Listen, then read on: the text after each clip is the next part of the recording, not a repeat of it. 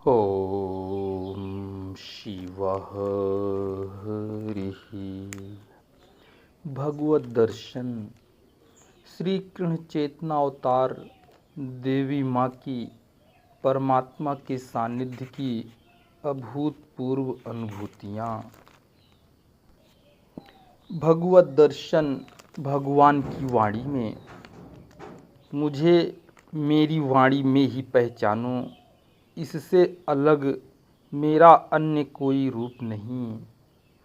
समस्या मुझे दो, समाधान तो मैं स्वयं ही हूँ जीवन का। सत्य की भक्ति करने के लिए सबसे पहले सत्य की पहचान होना ही आवश्यक होती है, और मनुष्य जब तक सत्य को समझे बिना ही पूजा करता है, उसकी भक्ति उसकी निष्ठा दोनों ही निरर्थक होते हैं। तुम्हारा जीवन जो अनेकों विश्वासों पर आधारित होने का ही आदी हो चुका है, वह किस प्रकार समझ सकेगा कि जीवन को एक विश्वास पर आधारित करके जीने वाले का ही जीवन वास्तव में सफल और सार्थक होता है। तुम्हारे सामने अनेकों रास्ते हों तो भी क्या, तुम्हें तो केवल एक ही राह पर जाना होगा, और उस राह पर तभी चल सकोगे जब यह जानते होंगे कि वह राह कौन सी है जिस एक राह पर तुम चलो। यह बात भी तुम्हें सोचनी होगी और निर्णय लेना होगा कि तुम्हारे जीवन का मुख्य उद्देश्य क्या है। क्या तुम्हारा स्वार्थ या भक्ति करना? अगर तुम्हारा उद्देश्य तुम्हारा स्वार्थ है, तब मुक्त हो अपने अनुसार किसी भी राह पर चलने के लिए। तुम किसी एक राह पर चलो या हर राह पर थोड़ा थोड़ा चलो, यह तुम्हारी अपनी इच्छा होगी, क्योंकि जिस प्रकार मैं मनुष्य को कर्म स्वातंत्र्य देकर उसको बार बार नहीं बताता कि वह कौन सा कर्म करे या न करे, वैसे ही बार बार रोकता भी नहीं, राह भी बार बार नहीं बताता। इसी तरह जो स्वार्थों की प्रेरणा से भक्ति करना चाह रहा है, उसे बार बार रोकना या राह बताना ना ही मेरा धर्म है ना उद्देश्य। हर राह पर वही चलता है जिसकी बुद्धि स्थिर नहीं होती, जो रास्ते का ज्ञान ही नहीं रखता और जो अपना उद्देश्य भी सही नहीं जानता, ना ही जानता है यह कि उसका स्वार्थ वास्तव में किसके द्वार पर जाकर पूरा होगा। इसीलिए तो उसे हर दरवाजे पर जाकर भीख मांगनी पड़ती है कि पता नहीं किस द्वार पर उसकी इच्छा पूरी हो जाए, और उसका यह स्वार्थ ही और उसका यह भ्रमित रूप ही वास्तव में उसे मेरे किसी भी रूप से नहीं जोड़ता। हर रूप की पूजा करना हर रूप पर विश्वास के अधूरेपन का परिचय देता है।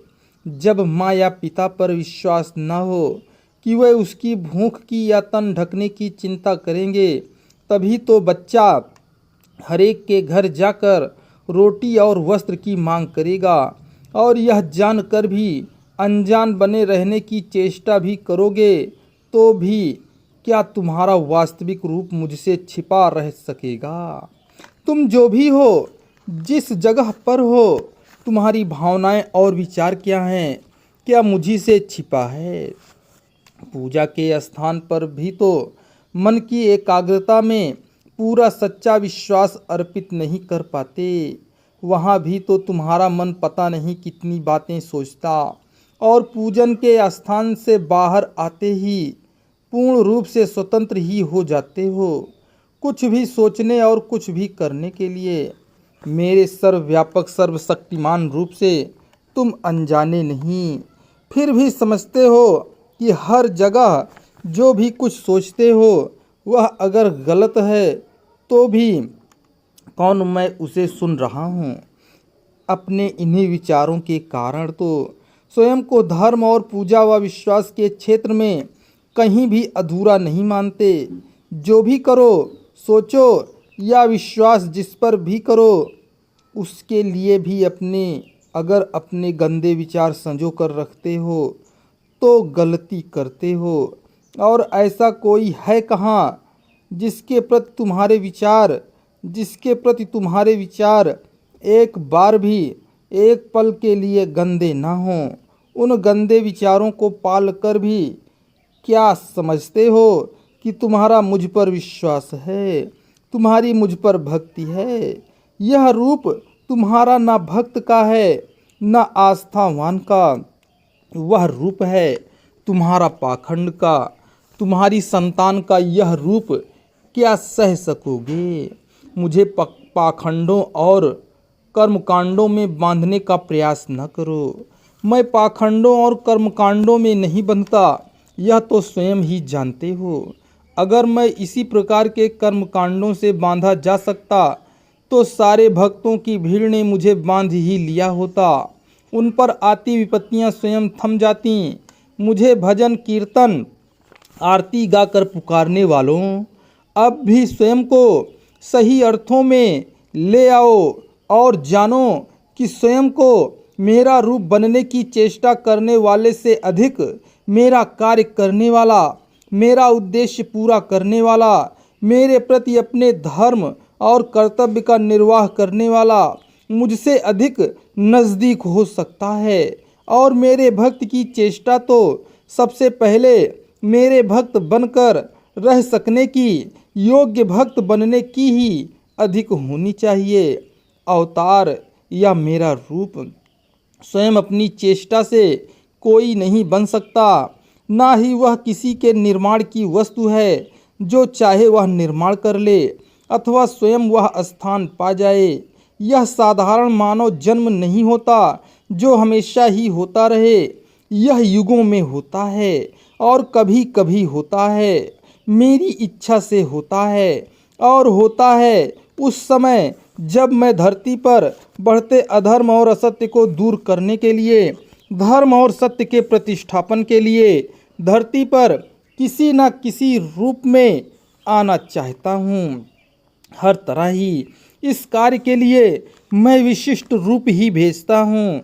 इसमें और हर साधारण के बीच अंतर को जब भी ध्यान से समझने का प्रयास करोगे स्वयं समझ जाओगे। वह जीवन न चमत्कारों में पहचाना जाता है, न ही विशेष प्रकार के रहन सहन या जीवन से। उसका उद्देश्य और धर्म दोनों ही मैं होता हूँ, उसका मैं नहीं। और जहाँ मैं समा गया हो वह मुझसे अलग तो स्वयं ही हो गया। आज का मेरा यह दर्शन बड़ा ही अद्भुत, बड़ा ही विचित्र होकर भी हर मन की पहचान नहीं, केवल उनकी पहचान बनेगा जो मेरे होंगे या जिन्हें मेरी निकटता की आवश्यकता होगी। युग में सत्य बढ़ेगा उसी के द्वारा, धर्म बढ़ेगा उसी के द्वारा। हर मनुष्य आस्थावान भी बनेगा, मगर आज की उसकी पहचान इस रूप में, जिस रूप में होनी चाहिए, अगर होकर भी नहीं हो पाई तो इसका अर्थ है, यह अर्थ शीघ्र ही सामने आएगा भी। मेरी इच्छा, मेरा प्रयोजन समझ पाना जिस तरह हर साधारण की बुद्धि की बात नहीं, उसी तरह अर्थ समझ पाना भी सरल नहीं। यह सब कुछ समझने के लिए या तो भोला मन चाहिए, भोला विश्वास चाहिए, यह अंतर्ज्ञान या अंतर्दृष्टि चाहिए। और यह आता है वहाँ जहाँ अंधी आस्था और अंधा विश्वास होता है। अंधा विश्वास कभी इस रूप में नहीं होता जहाँ तुम्हारे विश्वास में तुम्हारे आराध्य के गुण न हों और जीवन में तुम्हारे आराध्य के प्रति सम्मान का भाव न हो। तुम कहोगे कि क्या तुम्हारा भाव सच्चा नहीं? सच्चा भाव होता क्या है? व्रत उपवास जब तक रखे उस सच्चाई के साथ रखे, तीर्थ नहाए वह भी सच्चाई के साथ, मंदिर में दर्शन करने गए वह भी सच्चाई के साथ, फिर झूठ है ही कहाँ? यही तो सोचते होगे। यही तो सोचते हो कि सच्चा भाव क्या होता है। वही बताता हूँ। सच्चा भाव वह होता है जिस भाव में तर्क नहीं होता, आक्षेप नहीं होता। सच्चा भाव वह होता है जिस भाव में तर्क नहीं होता है, आक्षेप नहीं होता और दृष्टि अपने आराध्य के हाथों पर नहीं, चरणों पर होती है। भक्त की दृष्टि में या तो भगवान की मूर्ति अथवा रूप होता है या फिर उसकी दृष्टि भगवान के चरणों में रहती है।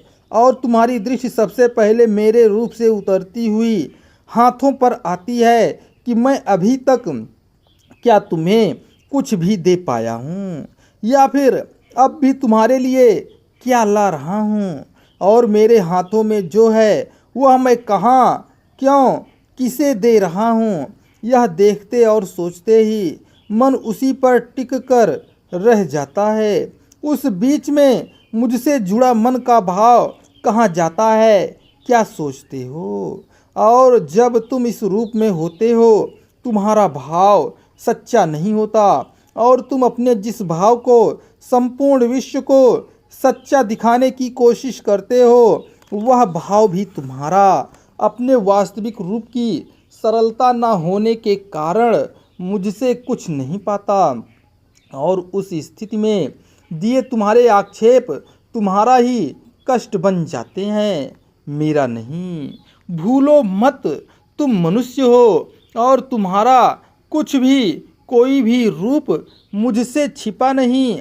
और रूप को छिपाकर भक्ति करना स्वयं में बहुत बड़ा अपराध है और अपराधी को दंड देना भी मेरा धर्म है। धर्म की सीमाओं को समझने के पहले, न्याय को समझने के पहले, न्याय करने के लिए मुझे समझना होगा, तभी तुम्हारे दोष होने से पहले रुक सकेंगे।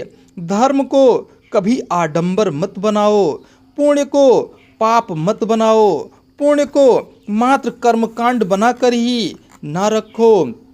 जीवन को अगर केवल खा पी कर सुख ऐश्वर्य भोग कर ही जीना है तो निश्चित समझो मैं तुम्हारे किसी भी कर्म में, किसी भी रूप में बाधा नहीं दूंगा, क्योंकि कर्म स्वातंत्र्य के अंतर्गत केवल बाधा है मेरे भक्तों के बीच, और विशेष रूप से उन भक्तों के लिए जिन्होंने मुझे सच्ची भक्ति और विश्वास दिया है। वे मेरे निकट हैं, अत्यंत निकट, जिनकी रक्षा में मैं हर विधान तोड़ देता हूँ और संरक्षण करने वाले हाथ उसके जीवन के साथ साथ हर पथ पर उस पर अपनी छाया करते ही रहते हैं। उसके सुखों की व्यवस्था करना, हर समस्या का समाधान करना मेरा धर्म होता है। हर परिस्थिति उसके जीवन में मेरा अर्थ बन जाती है, किंतु अनर्थ कभी नहीं बनती।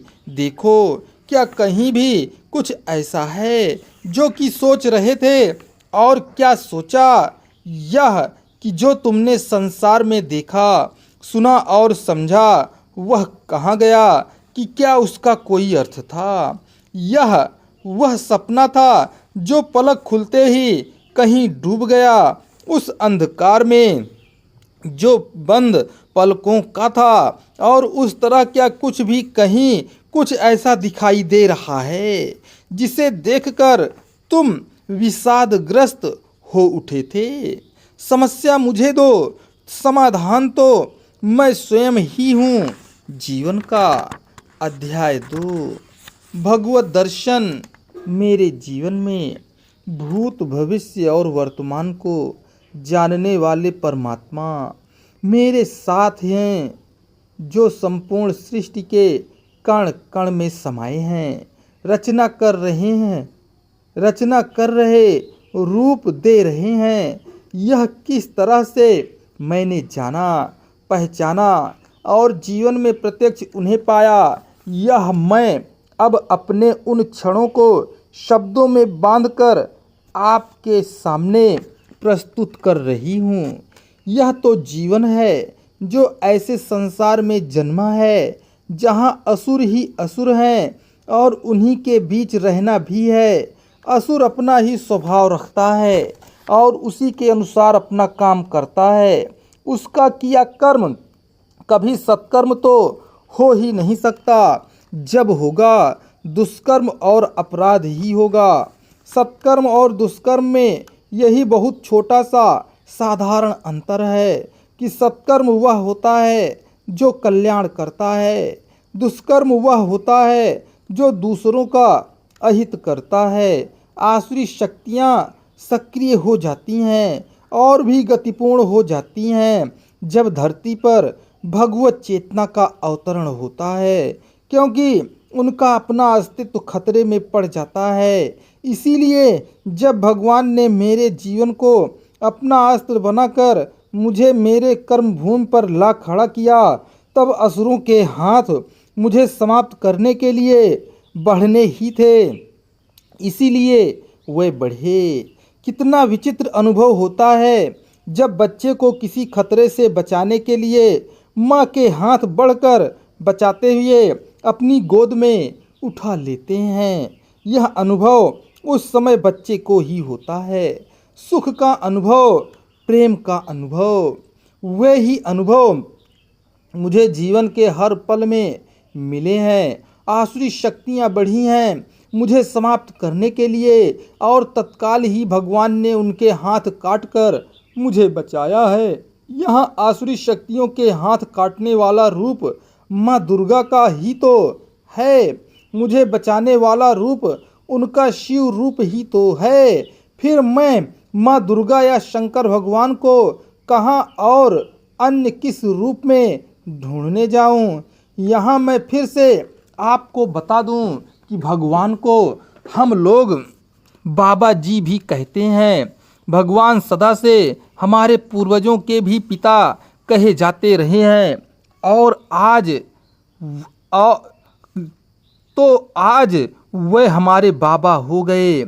इसमें आश्चर्य भी क्या है। उन्होंने हमें बाबा जी कहने का अधिकार देकर प्रगाढ़ प्यार का परिचय दे दिया और सत्य कर दिया। अपने उस रूप में कही अपनी उस वाणी को भी जिसे आज हम भगवान की वाणी कहते हैं, मगर जिसे कभी गीता कहा था। भगवान श्री कृष्ण ने गीता में कहा था, मैं तुम्हारा पिता, माता, धाता और पितामह भी हूँ। और यह पूर्व घोषित बाबा का रूप आज जीवन में साथ है। 31 मार्च 1972 को जब सबसे पहले अपने लिपि रूप में उन्होंने अपना संदेश देना आरंभ किया, उस समय उन्होंने यही कहा था कि आज के युग में वाणी के रूप में, शक्ति का लिपि रूप में मेरा साक्षात दर्शन है। उस समय मैंने सपरिवार उनसे उनका आशीर्वाद मांगा। उन्होंने हमें अपना आशीर्वाद भी दिया और संरक्षण का वचन भी। उन्होंने कहा, मेरा दिया संरक्षण का वचन ही होता है, जो अन्यथा नहीं होता। ऐसी कोई शक्ति नहीं जो तुम्हारा अहित कर सके। तुम्हारा अहित करने के लिए बढ़ने वाले हाथों को मैं किस प्रकार काटता हूँ, यह देखना। मुझे अपने भक्त की रक्षा के लिए प्रत्यक्ष आने की आवश्यकता नहीं होती और यह प्रत्यक्ष देखती रही हूँ कि मुझे ही नहीं, मेरे संपूर्ण परिवार को अपने संरक्षक हाथों को बढ़ाकर बचाकर उन्होंने रक्षा की है। इसके पहले कि संघर्ष या संकट की आंधी का वेग बढ़े, बादलों के आते ही उन्होंने उन्हें साफ कर दिया। अहित तो कभी हो ही नहीं पाया। संसार में वे लोग जिन्हें शक्ति का प्रतीक भी माना जा सकता है, वे अपने अधीनस्थ व्यक्तियों का अहित न करें, यह कैसे हो सकता है। उन्होंने अग्नि की ही भांति जलाने की चेष्टा की। जैसे आग का गुण जलाना भी होता है, उसे अगर कोई प्रदीप्त करे या लपटों को बढ़ाने के लिए हवा दे तो कभी कभी ऐसा भी हो जाता है कि वह तेज होती लपटें मनुष्य की असावधानी का लाभ उठाकर उसे ही अपने में समेट लेती हैं। किंतु यहाँ तो स्थिति ही भिन्न हो गई। जब भगवान हर सांसारिक शक्ति के पंजों को तोड़कर ही रक्षा करते गए, आवश्यकता भगवान पर गहरी आस्था और विश्वास की होती है, और यह विश्वास अपने अंदर अपने आप ही पैदा करना होता है। यदि विश्वास इतना गहरा हो कि पल भर के लिए भी किंतु या परंतु मन में आए ही नहीं, तो समर्पण मुश्किल नहीं होता। अपने आप को माँ के प्रति समर्पित होने के लिए बच्चे को पल भर भी सोचना नहीं पड़ता। उसी तरह एक बच्चे जैसा मन लेकर भगवान पर गहरी आस्था के साथ उनकी गोद में स्वयं को समर्पित कर दो, देखो कितना प्यार और कितनी सुरक्षा मिलती है। यह सच है कि यह कुछ भी करना मुझे मुश्किल नहीं पड़ा, क्योंकि संसार में जो कुछ मिला था वह सांसारिक मूल्यों के अर्थ में सब कुछ होते हुए भी ऐसा नहीं था कि उससे मन को सुख, संतोष या आनंद मिला हो। इसके अतिरिक्त संबंध सुख का कारण नहीं, असंतोष और कष्ट का कारण ही बने थे। इसलिए मन भगवान को प्रतिपल पुकार रहा था। भगवान अपने अनोखे ही परिवेश में मिल गए और बच्चे की तरह मैं उन्हें पाकर आत्मविभोर हो उठी सुख और आनंद से। अब आपको बताती हूँ भगवान के वह रूप जो आप सभी जानते हैं। भगवान कौन है, क्या है, यह जानना जरूरी है। भगवान सर्वव्यापक और सर्वशक्तिमान है, दयामय, आनंद रूप, संपूर्ण शक्ति और प्रकाश हैं। यह रूप भगवान ने स्वयं नहीं बताया, मगर उन्हें उनके गुणों में पहचान कर मेरी आत्मा ने प्रेरणा देकर आगे बढ़ा दिया उनके चरणों में। वाणी के सबसे पहले 1977 में प्रकाशित होने की घोषणा। अपने अवतरण के समय भगवान ने कहा कि सबसे पहले 1977 में मेरी वाणी प्रकाशित होगी। उस समय यह बात समझ में नहीं आई। धीरे धीरे वाणी का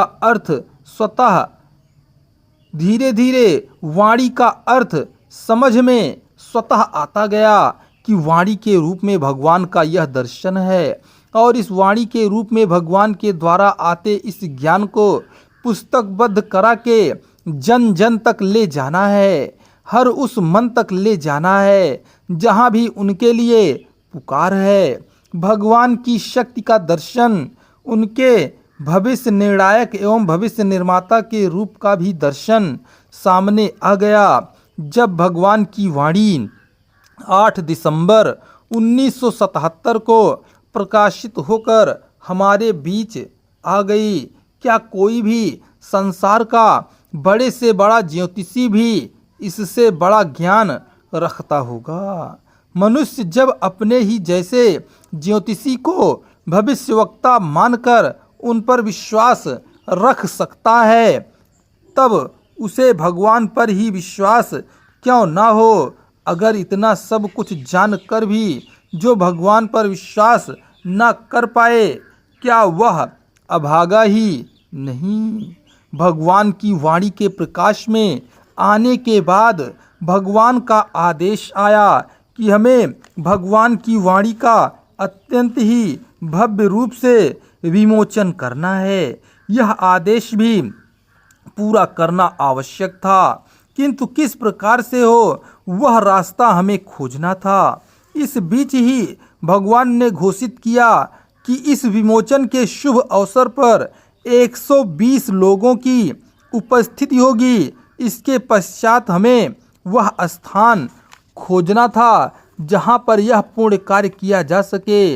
इस समय का प्रतिभा टाकीज, जिसे चलाने की प्रदेश सरकार से अनुमति नहीं मिल रही थी, उनकी ओर से उस भूमि पर इस पूर्ण कार्य को करने के लिए अनुरोध आया। भगवान ने उस अनुरोध को स्वीकार करके वहाँ भगवान की वाणी के विमोचन समारोह को कराने का आदेश दे दिया।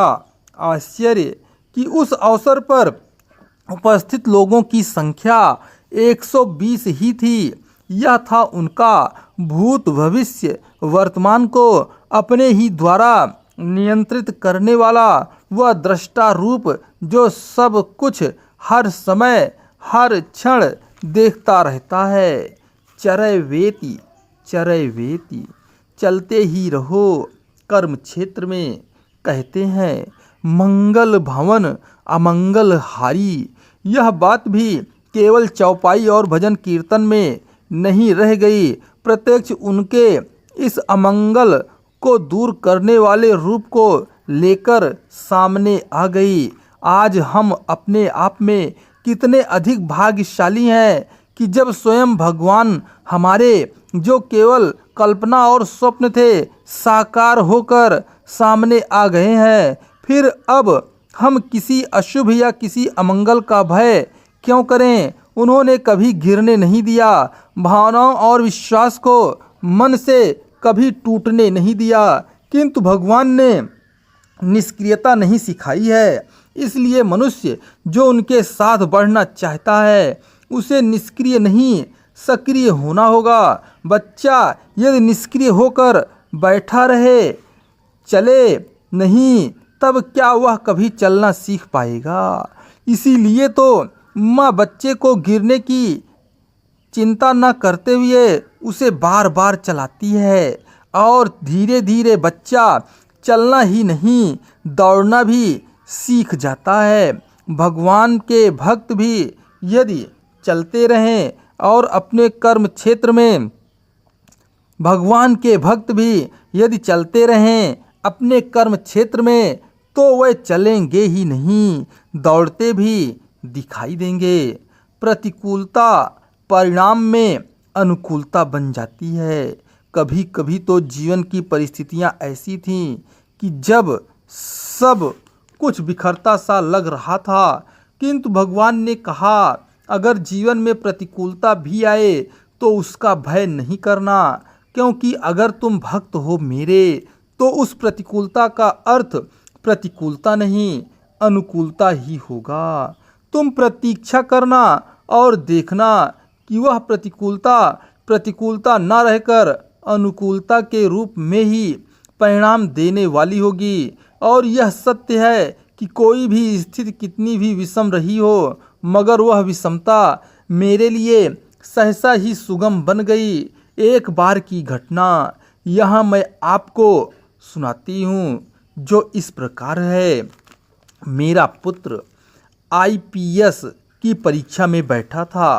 परम पूज्य बाबा जी से पूछा तो उन्होंने कहा कि वह परीक्षा में सफल होगा, किंतु जब परीक्षा फल आया तब उसमें उसका रोल नंबर नहीं था। सभी को लगा कि सब कुछ झूठ है, मगर भगवान से जब भी पूछा तो उन्होंने यही कहा कि इसी परीक्षा फल में उसका नंबर है। यह क्या कोई सोच भी सकता था कि किसी भी अखबार में जो नंबर नहीं है वह हो भी सकता है, मगर यह ऐसा ही था कि हाँ नंबर था।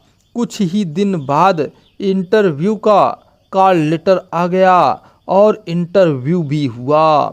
भगवान साहस और मनोबल बढ़ाए रखते हैं। इसी तरह से अनेकों बार भगवान ने बताया, मगर अंतिम रूप से परिणाम परीक्षा में सफलता का नहीं बन पाया। यह क्या था? क्या सब धोखा था? नहीं, यह सत्य था। सब कुछ ठीक था, क्योंकि यदि भगवान पहले ही कह देते कि परीक्षा में सफल नहीं होना है तो परीक्षा में बैठने का साहस ही छूट जाता। माँ अपने बच्चे को खड़ा होना सिखाती है। बच्चा बार बार गिरता है, माँ फिर खड़ा करती है और कहती है मेरा बेटा राजा बेटा है। तब क्या सचमुच बच्चा राजा बन जाता है? नहीं, राजा तो नहीं हो जाता। बच्चे का मनोबल बढ़ता है, हताश नहीं होता, बार बार खड़े होने की प्रेरणा मिलती है और साहस पाकर वह खड़े होने की चेष्टा करते करते खड़ा हो जाता है। भगवान को इसी रूप में देखना और समझना चाहिए।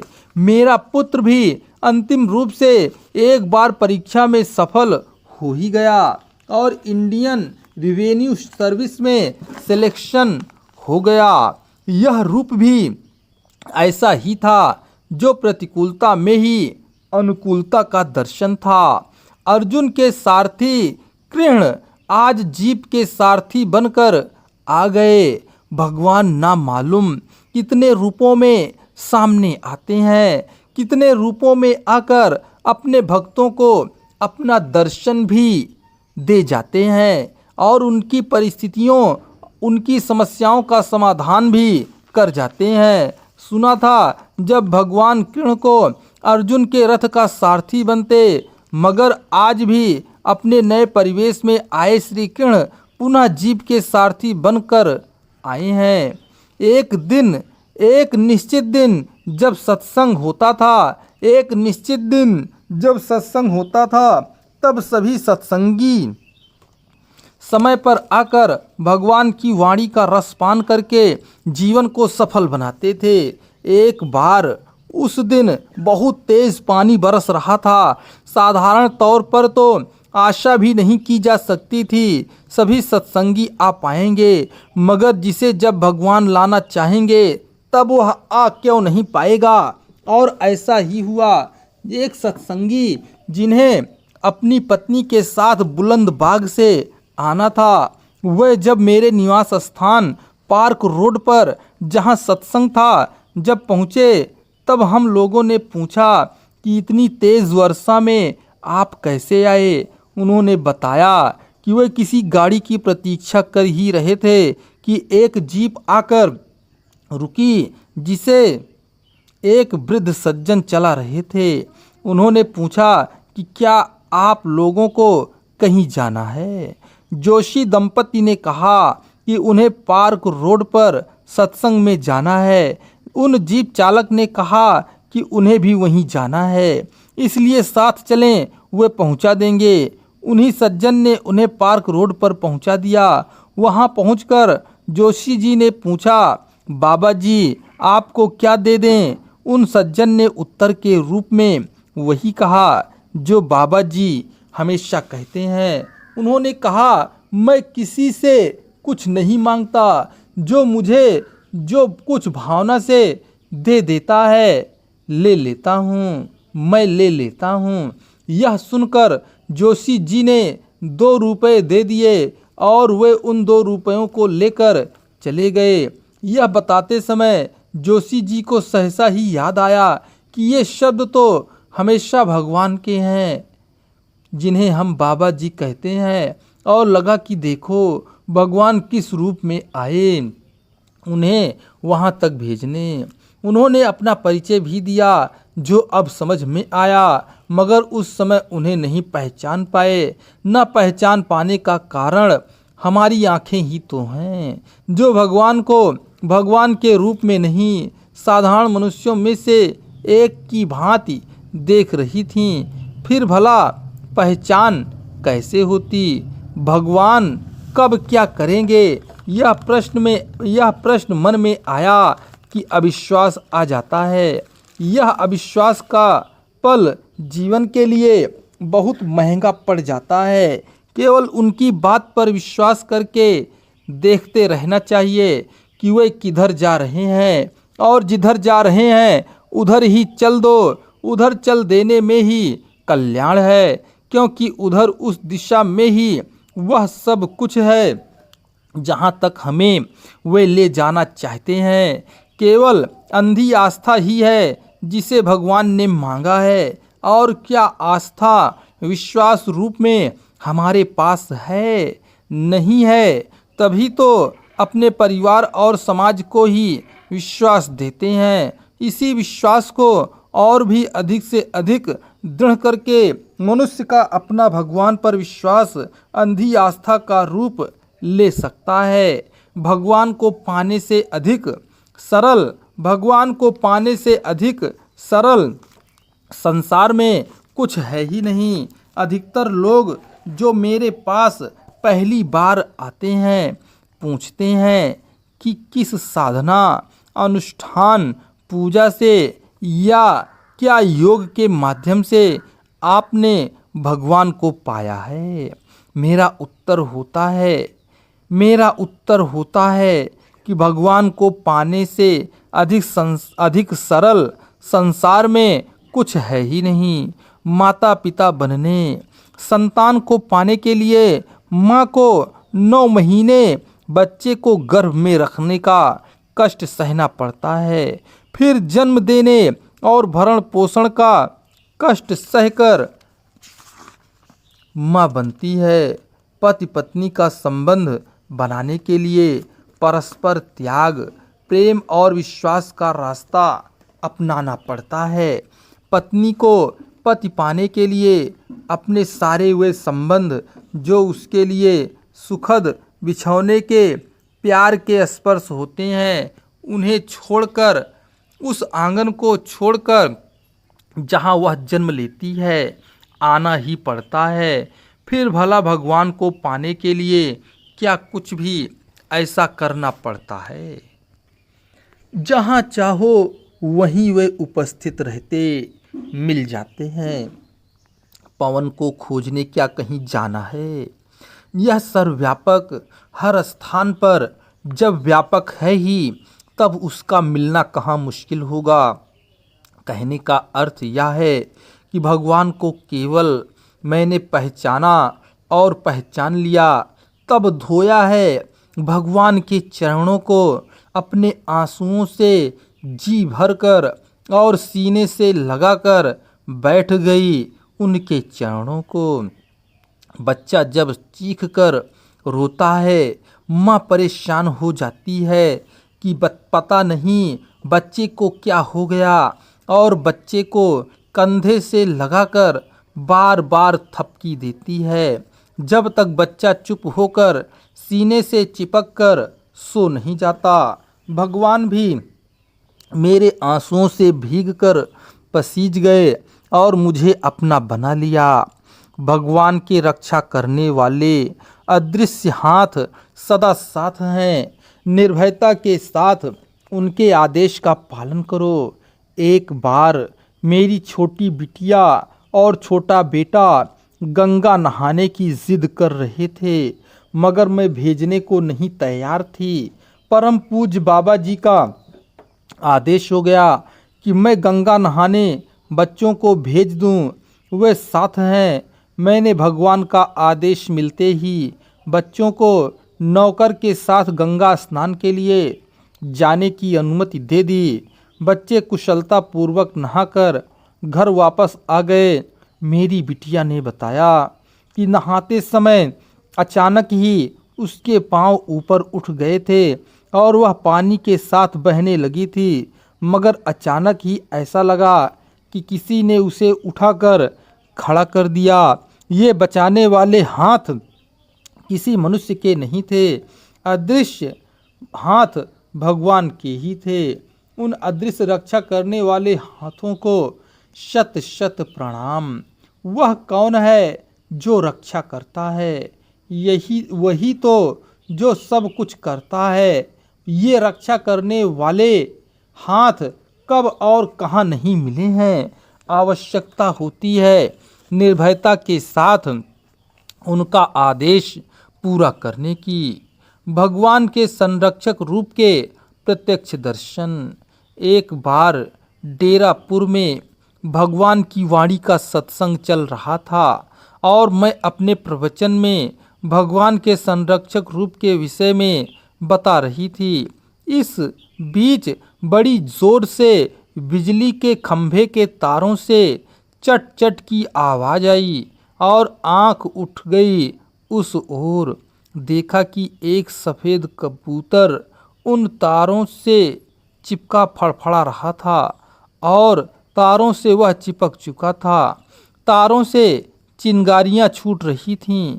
आवाज़ चट चट की हो रही थी। उस कबूतर का कष्ट देखकर मन दुख से भर उठा और भगवान को उसकी रक्षा के लिए पुकार उठा। तत्काल देखा कि चिंगारियां बंद हो गईं। वह कबूतर छूटकर वृक्ष की टहनी पर गिरा और उड़कर चला गया।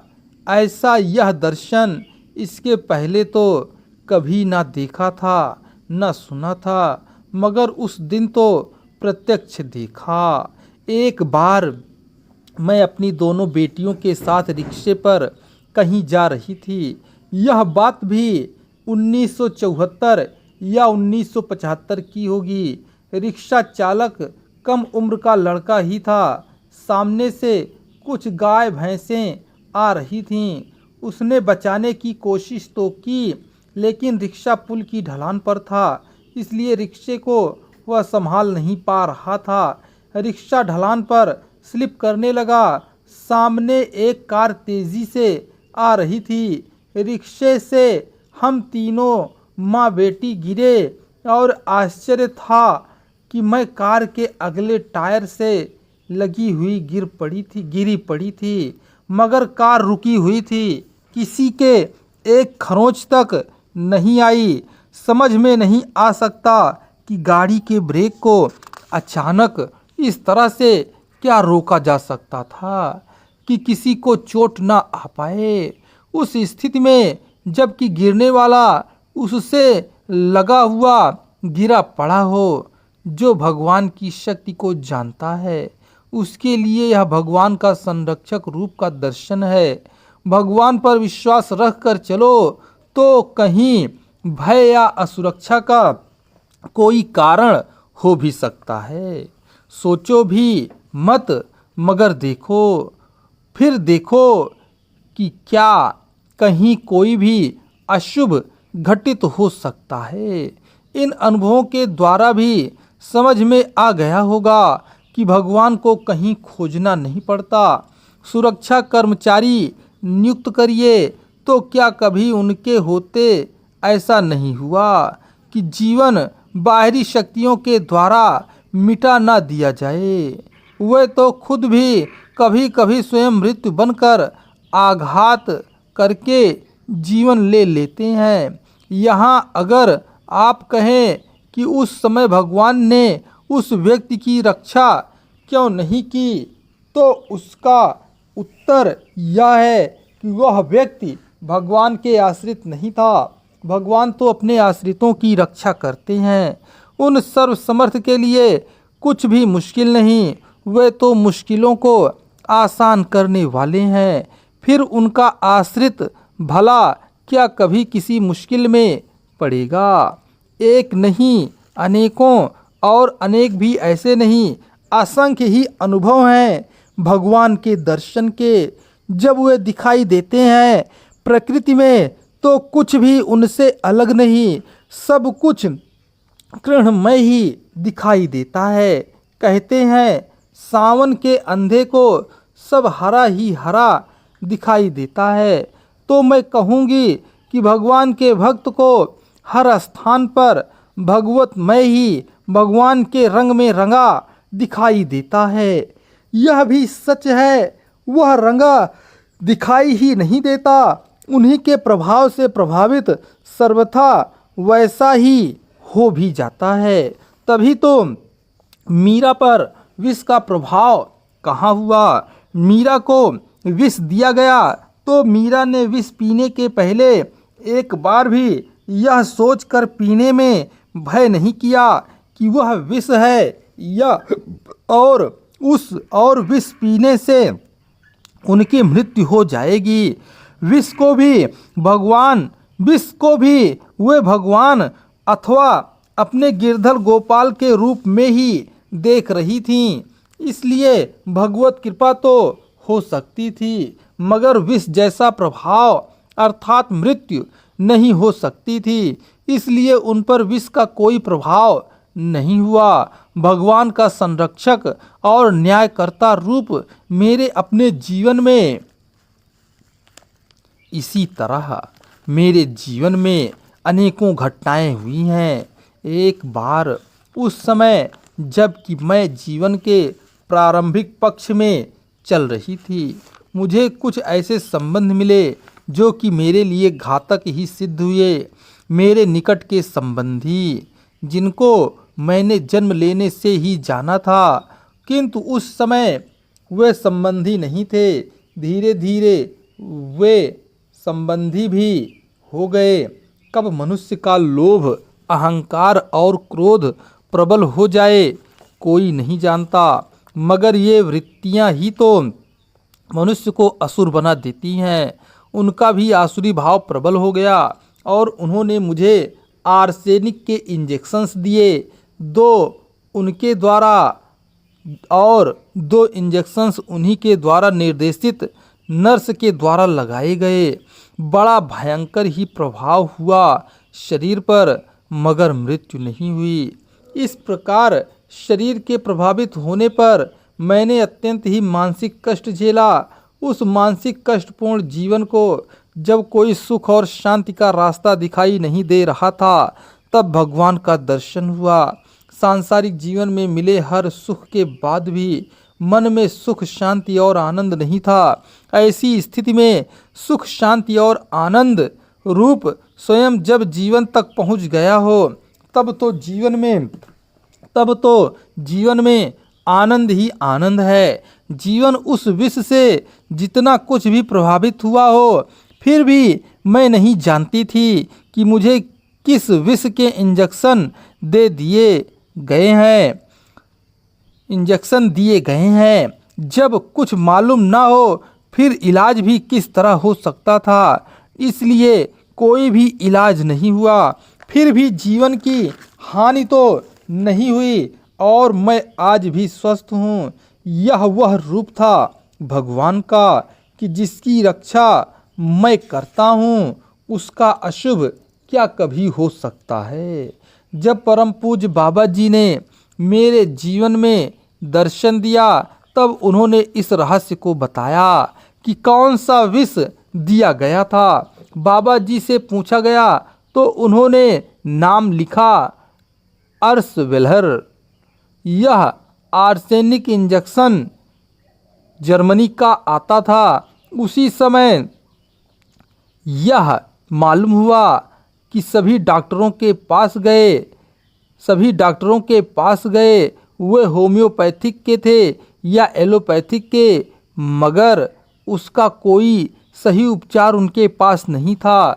किंतु यह सभी ने माना कि आर्सेनिक का ही इंजेक्शन दिया गया था। भगवान की दया से भगवान स्वयं मेरी दवा बन गए और धीरे धीरे मेरे शरीर पर से विष का प्रभाव उतर गया। भगवान कहते हैं, मैं हूँ पूर्ण सत्य, सत्य, धर्म और न्याय मेरे 3 रूप हैं। इन तीनों रूपों के अंतर्गत ही मैं संपूर्ण सृष्टि की रचना, संचालन व विध्वंस करता हूँ।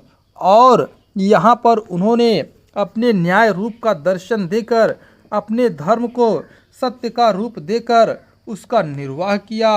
उस नर्स की मृत्यु सीने में कैंसर हो जाने के कारण हुई। उसके पूरे सीने में मवाद भर गया था और असहनीय कष्ट था, मगर सजा उसे तो भोगनी ही थी। और उस असहनीय कष्ट को लंबे समय तक भोगने के बाद ही उसकी मृत्यु हुई। उन आत्मीय संबंधों को भी लंबे समय तक अत्यंत ही कष्टपूर्ण रोग से रोगग्रस्त रहने के बाद भी सहज मृत्यु नहीं प्राप्त हुई। मनुष्य भगवान की दृष्टि से, जो न्यायकर्ता की दृष्टि है, कभी छिप नहीं सकता और बच नहीं सकता। यह न्यायकर्ता रूप ही तो संपूर्ण सृष्टि में दिखाई देता है, मगर मनुष्य फिर भी स्वतंत्र आचरण में ही व्यस्त रहता है और विभत्स कर्म करते हुए भी भगवान से नहीं डरता। जब भी भगवान का स्मरण करके, विशेष रूप से जब भी अपनी किसी भी वृत्ति से, चाहे वह निद्रा हो, आलस्य हो या भूख या फिर चिंता और सोच विचार की हो, उससे छुटकारा पाना हो, तो तत्काल साथ मिलता है भगवान का। कभी कभी बहुत नींद आई और जब मुझे लगा कि अगर इतनी ही नींद आई तब भगवान का कार्य किस समय करूंगी, तब मैंने तुरंत ही मन भगवान से प्रार्थना की, भगवान अब इस नींद की अति से मुक्त करो ताकि आपका काम करूं और सचमुच ही सब कुछ ठीक हो गया। नींद ना आती हो, भगवान की वाणी का कोई भी अंश याद करके उस पर मनन करने लगें, तुरंत वाणी नींद की गोलियों का काम करती है। मन में चिंता हो, मन बार बार उस चिंता से परेशान हो रहा हो, भगवान की वाणी पढ़ने लगें। कुछ समय में ही ऐसा लगता है कि चिंता का कारण या चिंता जैसा कुछ तो था, कुछ तो याद ही नहीं रहता। मन एकदम हल्का हो जाता है। भगवान के स्पर्श से बच्चे को जीवन दान मिला।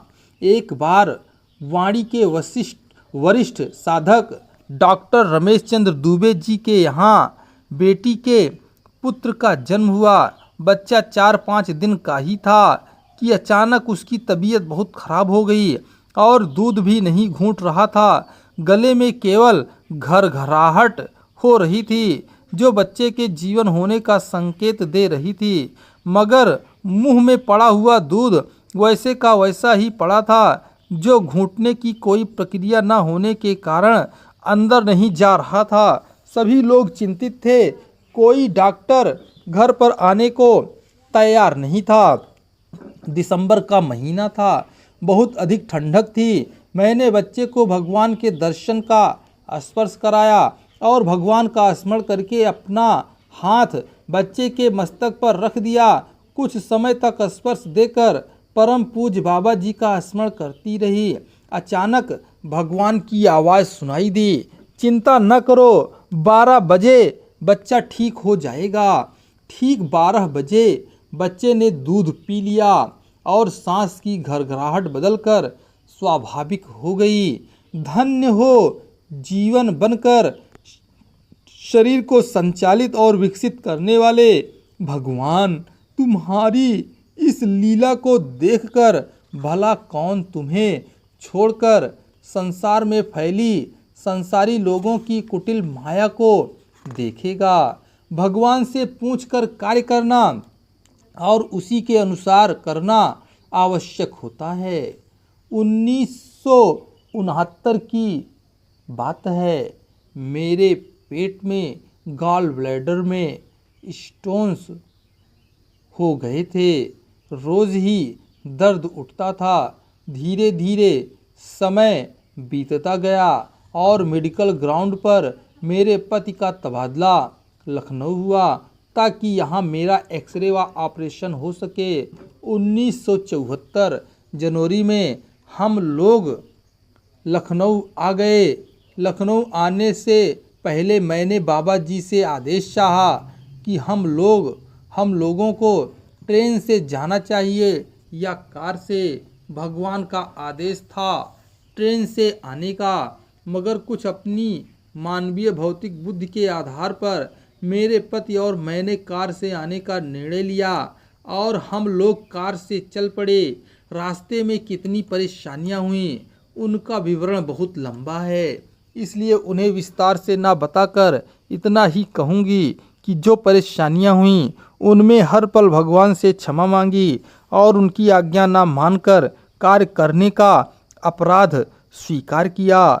कोई दुर्घटना या हानि तो भगवान के रहते हो ही नहीं सकती थी, मगर कार से यात्रा करने में क्या क्या परेशानियां आ सकती थीं यह सामने आ गया, ताकि मैं जब भी कोई कार्य करना हो तो समझ सकूं कि भगवान से पूछकर ही कार्य करना और उसी के अनुसार करना आवश्यक होता है। यह प्रत्येक व्यक्ति के जीवन का धर्म होता है कि वह प्रत्येक कार्य भगवान से पूछकर उनकी ही आज्ञा अनुसार करे, तब कभी अहित या परेशानी का कोई कारण सामने आ ही नहीं सकता। जब हम लखनऊ होते हुए हरदोई जा रहे थे, उस समय भी मार्ग में अनेकों बाधाओं का सामना करना पड़ा। साथ ही इतनी लंबी यात्रा के कारण हरदोई पहुंचते ही पेट में गॉल ब्लैडर का इतना भयंकर दर्द उठा कि जो हमेशा दर्द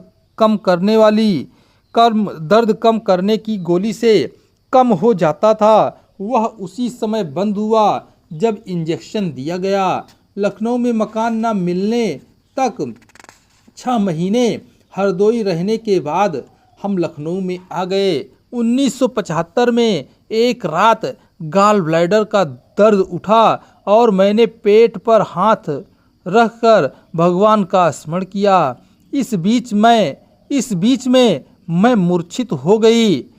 जब मूर्छा टूटी तो दर्द गायब था, बिना किसी औषधि के ही। उसके पश्चात 1985 तक एक बार भी दर्द नहीं उठा और मैं निश्चिंत थी। इस बीच मेरे पेट में ट्यूमर हो गया, जिसके कारण बहुत अधिक ब्लीडिंग आरंभ हो गई और 4-5 महीने तक बंद ना होने पर डॉक्टर को दिखाने पर मालूम हुआ कि ट्यूमर हो गया है, जिसका तत्काल ही ऑपरेशन होना आवश्यक है। भगवान ने रोग को अपने कार्य में बाधा नहीं बनने दिया। 31 मार्च जो परम पूज्य बाबा जी के लिपि रूप में अवतरण का पुण्य दिवस है, उसे हम लोग वार्षिक उत्सव के रूप में आयोजित करते हैं, वह निकट आ रहा था। डॉक्टर ने मुझे ऑपरेशन करना आवश्यक बताया। जनवरी में मैंने मन ही मन प्रार्थना की, भगवान अभी ऑपरेशन रोक लो ताकि मैं तुम्हारा अवतरण दिवस भव्य रूप से मना सकूं। ऑपरेशन अगर हो गया तब डॉक्टर इजाज़त नहीं देगी उठने बैठने की। डॉक्टर ने कहा ब्लीडिंग रुक नहीं सकती, इसलिए तत्काल ऑपरेशन आवश्यक है। जो ब्लीडिंग 4-5 महीने से नहीं रुकी थी, उसी रात रुक गई और मैंने इसका यह निष्कर्ष निकाला कि भगवान ने डॉक्टर को कितना महत्वहीन सिद्ध कर दिया है कि उनका कुछ भी कहना या न कहना कितना अर्थहीन है, क्योंकि वे तो अपनी ही इच्छा से कार्य करते हैं। कहा ही जाता है, तेरे मन कुछ और है, कर्ता के कुछ और, या होता वही है जो मंजूरे खुदा होता है। जीवन में प्राथमिकता भगवद इच्छा को ही देनी चाहिए। इस भगवद इच्छा को ही जब मैंने जीवन का धर्म और कर्म माना है, तब मुझे केवल यही इच्छा थी कि भगवान के अवतरण का 31 मार्च को मनाया जाने वाला समारोह और अप्रैल में कानपुर में होने वाले समारोह के पश्चात ही ऑपरेशन हो। भगवान ने मेरी प्रार्थना सुनी और इस इच्छा को पूरा किया। इस इच्छा में उनका प्रयोजन था मेरी रक्षा करने का भी, क्योंकि सारे परीक्षण के पश्चात मालूम हुआ था कि मेरे शरीर में खून की भारी कमी थी और उस स्थिति में ऑपरेशन हो ही नहीं सकता था। जनवरी से अप्रैल का समारोह होने तक ब्लीडिंग रुकी रही और उस बीच दवाओं के द्वारा रक्त की कमी पूरी हुई। अप्रैल का समारोह समाप्त होते ही पुनः ब्लीडिंग आरंभ हो गई। अब मुझे इसकी कोई चिंता या भय नहीं था, केवल खुशी थी कि भगवान के कार्य में मेरा रोगी शरीर बंधन नहीं बना। ट्यूमर कहकर भगवान का अपमान करने का मुझे कोई अधिकार नहीं है। 26 अप्रैल को मेरा ऑपरेशन निश्चित हुआ। इस ऑपरेशन का कोई मुझे भय नहीं था।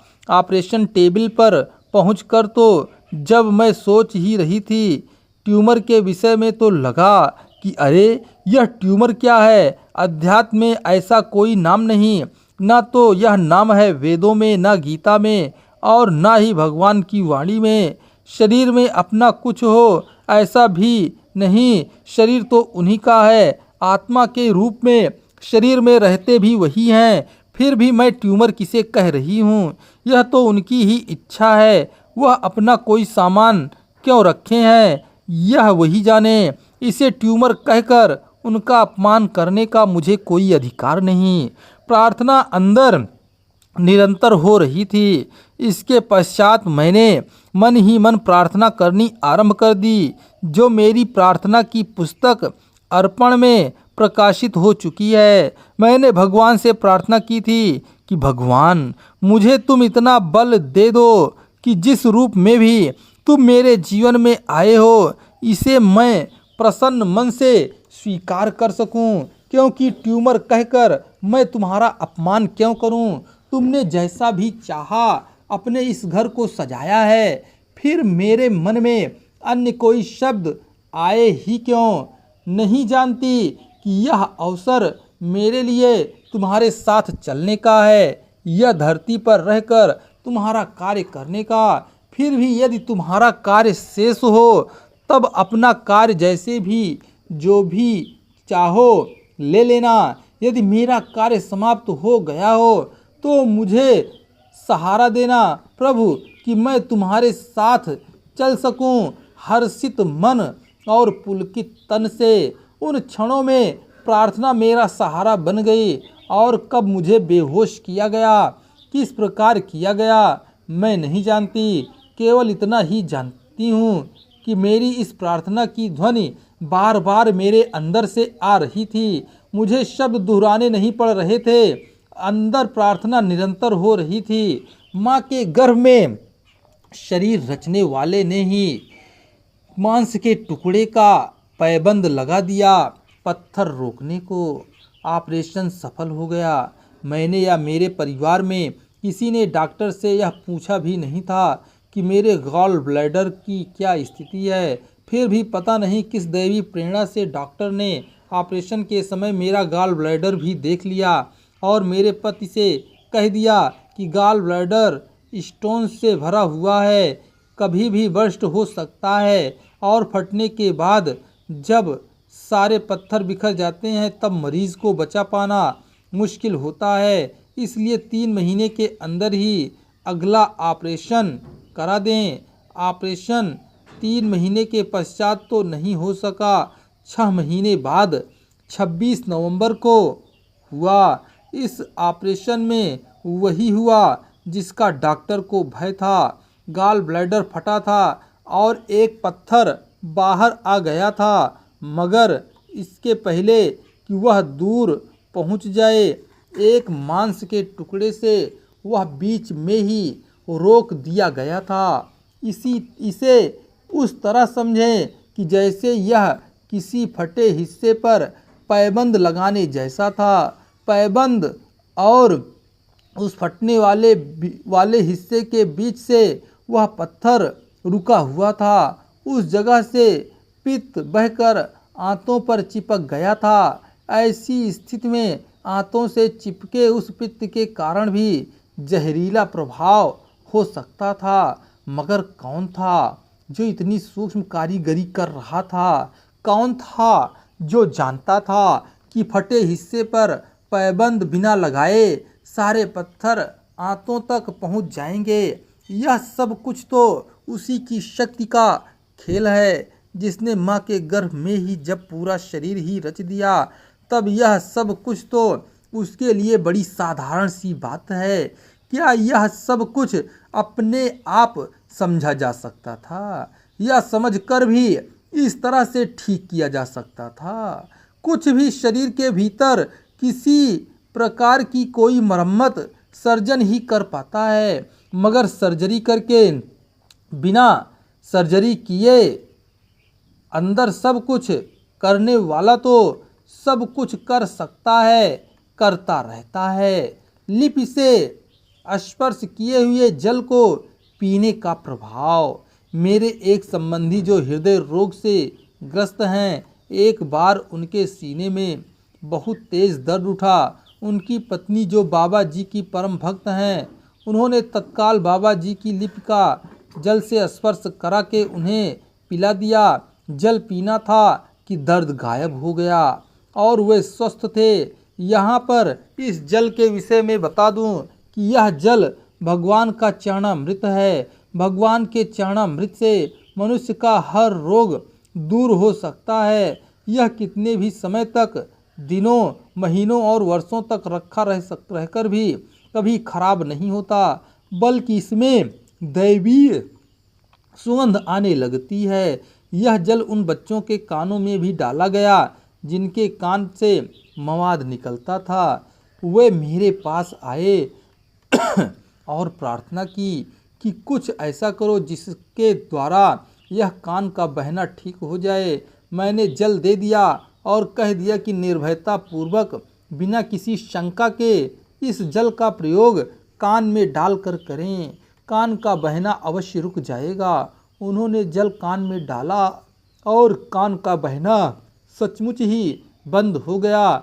देखा गया है कि यदि पानी कान में चला जाए तो कान में दर्द होने लगता है, मगर यह तो भगवान का चरणामृत है, इससे हानि तो कभी हो ही नहीं सकती है।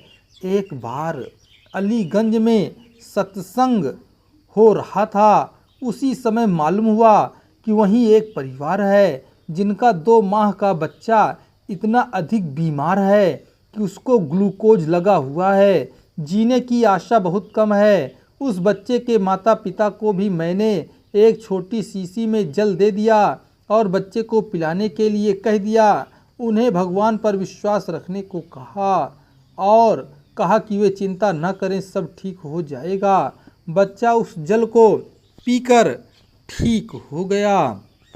ओम शिवः हरिः।